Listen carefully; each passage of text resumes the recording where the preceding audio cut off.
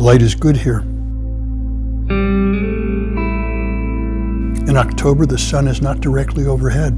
There are long mornings and deep afternoons when the sun gives shape to the landscape.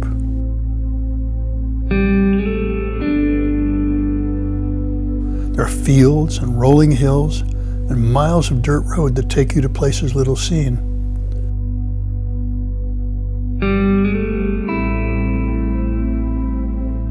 There are towns, hundreds of them, each with its own main street, and houses that spread out for a few blocks. Each unique in its own way, all alike in that they are shrinking.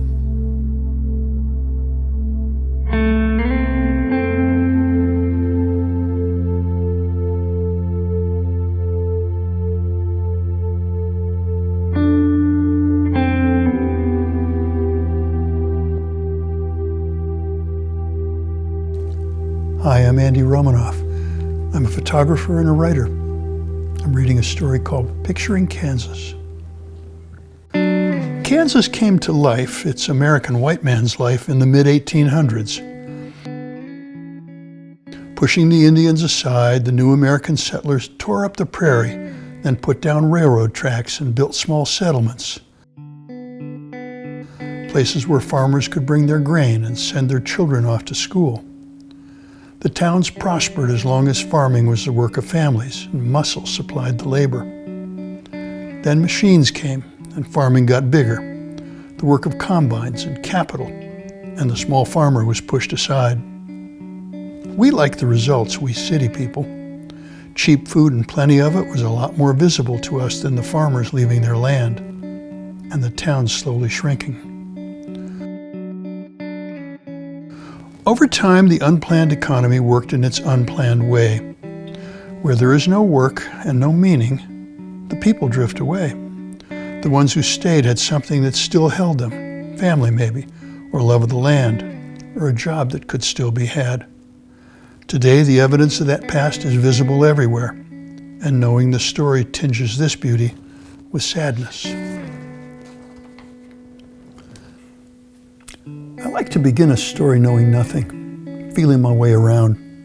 So I came to Kansas without much study. I wandered the landscape and took pictures without knowing what they represented. But soon enough patterns began to emerge, and conversations with strangers began to fill the vast space of my ignorance. From nothing, I came to know just a little bit more, what I could see in a week, and what I gathered from my new friends and learned in books. So these words and pictures are only the first results, what I got for poking around a little. This isn't a definitive statement, just a pin on the map. Kansas is where the prairie begins. In the old days, it swept west from here for hundreds of miles. It was a sea of grass so high that the early travelers walked for days without seeing where they were going. They talked of it as an ocean to be endured, and it unsettled them. I didn't know any of that when I first saw it, only that I was standing in the middle of a living thing different than any I had ever known. Dotting the landscape are tiny towns that offer respite from the road. They're quiet, shady, and they only go on for a few blocks. Between the towns, there are thousands of miles of dirt road, a mesh that connects the people to the fields and to one another. Wheat is grown here, and milo, soybeans and corn.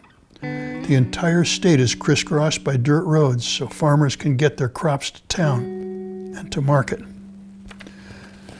In the towns, there are grain elevators and storage silos. I came to know that when I saw a silo on the horizon, pretty soon I'd be coming to a town. And when you come to a town, you find railroad tracks, and soon enough you'll probably see a train. All over Kansas, if you sit quiet for a while, you'll hear the sound of a train somewhere in the distance. And any place the train stops, you'll still find life. But if the train passes a town without stopping, then life is only hanging on. This is the Valen Store. It's an art gallery set in a ghost town about 8 miles from the nearest living village. Until the 60s, the trains stopped here, but after that, it just kept on going. The Valen Store is a uniquely Kansas treasure, an abandoned building far from anything. It was saved from destruction, restored and repurposed. It sits alone in the fields, far from people, but it draws life to itself with its sense of purpose. If Kansas is going to be reborn, this is one of the seeds from which the new life will spring. Where people have lived is where they stay when they die. If you drive the 2 lanes across Kansas, you'll see small cemeteries set by the side of the road. When you stop and wander among the headstones, you'll find tiny bits of people's lives. But the land that surrounds the grave tells their stories too. There is a desolate beauty here, with little artifice and no make-believe. The winds blow and the light fades, and there's no one around to interrupt you in your thinking. Places here invite reflection, silent towns surrounded by fields and sky. Being here, I was sobered by the occasional glimpse of our place in the scheme of things.